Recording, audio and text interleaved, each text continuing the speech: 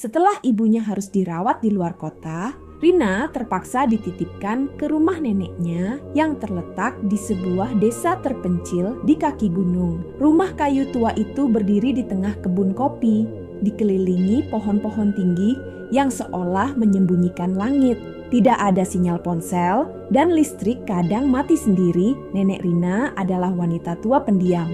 Matanya tajam, suaranya pelan. Setiap malam ia menyalakan dupa dan membaca doa dengan bahasa yang tidak dikenali Rina. Katanya, itu warisan dari leluhur mereka. Malam pertama terasa biasa, hanya suara jangkrik dan angin. Tapi menjelang tengah malam, Rina terbangun karena mendengar suara pintu depan dibuka perlahan. Ia mengintip dari balik jendela kamarnya dan melihat nenek sedang berdiri di halaman, menghadap ke hutan dengan tangan terangkat seperti sedang menyambut sesuatu. Esok paginya, saat ditanya, nenek hanya menjawab, "Itu hanya mimpi, jangan terlalu banyak bertanya di rumah ini." Hari-hari berikutnya terasa aneh. Rina mulai mendengar suara-suara di dalam rumah. Ketika nenek tidur, ada langkah kaki berat di loteng. Tapi anehnya, rumah itu tidak punya loteng. Kadang-kadang Rina melihat bayangan anak kecil berlari di dapur. Tapi saat dikejar, tak ada siapapun. Suatu malam, Rina memutuskan untuk menyelidiki kamar terkunci di ujung lorong yang tak pernah dibuka. Ia mencuri kunci saat nenek tidur. Di dalam kamar itu, ia menemukan foto-foto tua keluarga termasuk ibunya saat masih kecil bersama seorang anak perempuan lain yang wajahnya dikaburkan. Di sudut kamar, ada boneka usang duduk di kursi, matanya tampak menatap langsung ke Rina. Saat ia mencoba keluar, pintu kamar mendadak tertutup sendiri. Lampu mati, dalam gelap ia mendengar suara tawa anak-anak lalu bisikan, "Kamu nggak seharusnya masuk ke sini, sekarang kamu harus tinggal bersama kami." Rina berteriak dan pintu tiba-tiba terbuka. Nenek berdiri di ambang pintu, wajahnya marah, tapi matanya tak seperti biasanya, seolah bukan milik nenek. Di pagi harinya, Rina ingin pulang, tapi jalan keluar dari desa itu mendadak berkabut tebal. Tak ada warga, tak ada suara, bahkan sinyal GPS di ponselnya hilang total. Padahal semalam sempat ada sedikit sinyal. Malam itu, Rina bermimpi berdiri di depan rumah nenek, tapi rumahnya hangus terbakar. Di dalam api, ia melihat sosok anak kecil tertawa dan melambaikan tangan. Saat terbangun, rumah nenek terasa asing, dingin, hampa. Nenek tak ada di mana-mana. Semua perabot tertutup debu tebal, seolah rumah itu sudah lama kosong. Rina baru sadar ia sendirian, dan suara tawa anak kecil itu mulai terdengar lagi, lebih dekat dari sebelumnya. Rina berjalan menyusuri lorong rumah dengan langkah pelan. Udara di dalam terasa lebih dingin dari biasanya, padahal siang hari sudah mulai naik. Tirai-tirai bergerak pelan, seolah ada angin masuk, tapi semua jendela tertutup rapat. Ia memanggil nenek, tak ada jawaban. Pintu kamar nenek terbuka tapi kosong. Tempat tidurnya rapi, selimut terlipat rapi di ujung ranjang. Tapi ada sesuatu yang aneh. Di tengah kasur ada segumpal rambut putih bukan helai, tapi segumpal besar seperti baru dipotong. Di meja kecil di samping tempat tidur, Rina menemukan sesuatu yang tidak pernah ia lihat sebelumnya. Sebuah buku tua bersampul kulit, warnanya sudah pudar dan diikat dengan tali rotan. Di sampulnya hanya tertulis satu kata dengan aksara aneh, "Well, oh." Dengan ragu, ia membuka halaman pertama. Tulisan tangan neneknya memenuhi lembar demi lembar, campuran bahasa Jawa kuno, Latin, dan simbol yang tak dikenali. Tapi ada satu halaman yang membuat Rina menahan napas. Gambar sosok perempuan kecil dengan mata hitam tanpa bola mata, berdiri di depan rumah nenek. Di bawahnya tertulis, dia tak pernah lahir, tapi dia selalu tinggal di sini. Ia bukan arwah, ia bukan manusia, ia adalah warisan yang tak bisa dibuang. Tiba-tiba suara derit datang dari arah dapur.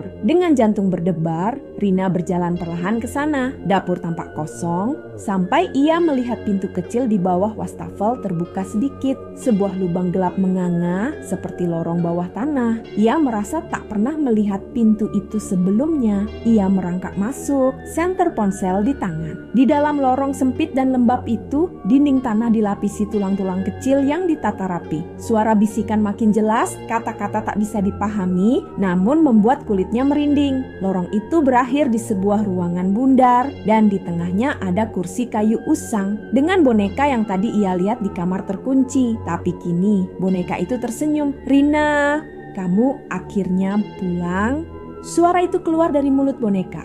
Langkah-langkah kecil terdengar dari belakangnya. Rina menoleh cepat dan di sana berdiri sosok neneknya. Tapi wajahnya seperti topeng retak, matanya kosong. "Rumah ini tidak pernah untuk manusia, Nak," katanya. "Kamu dipanggil ke sini bukan karena ibumu pergi, tapi karena kami butuh yang baru."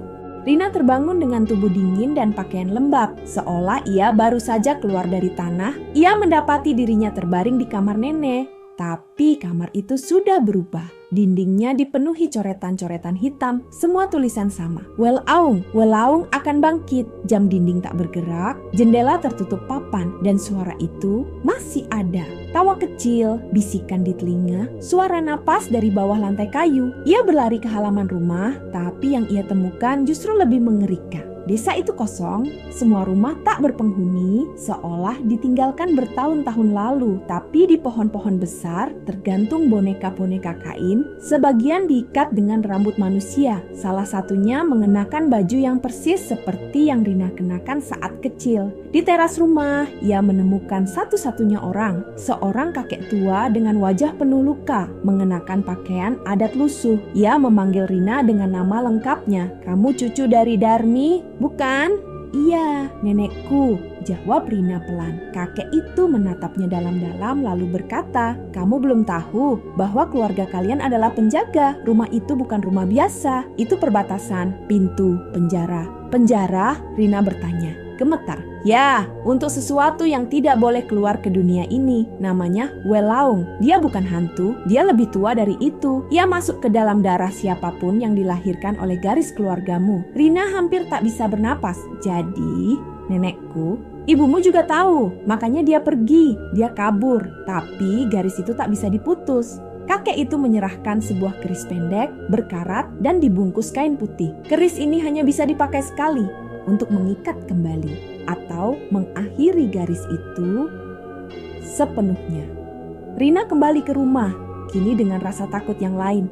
Setelah sampai di rumahnya, lantai rumah merekah, membentuk lubang besar seperti mulut yang menganga. Dari sana keluar kabut pekat dan aroma tanah busuk bercampur kemenyan terbakar. Suara anak kecil menangis, tertawa, dan menjerit saling bertindihan, seolah ratusan jiwa tersekap di bawah sana. Rina berdiri di ujung lubang, keris di tangannya bergetar. Di hadapannya, sosok nenek mulai berubah. Tubuhnya memanjang, tulang-tulangnya retak satu persatu, dan dari mulutnya merangkak keluar tangan-tangan kecil bukan milik manusia, tapi makhluk yang tak selesai tercipta. Boneka itu kini hidup sepenuhnya. Ia berjalan di lantai seperti manusia kecil, tapi tanpa wajah. Dan dari rongga kosong di tempat wajahnya, keluar suara nenek, suara ibunya, suara Rina sendiri, semua tumpang tindih.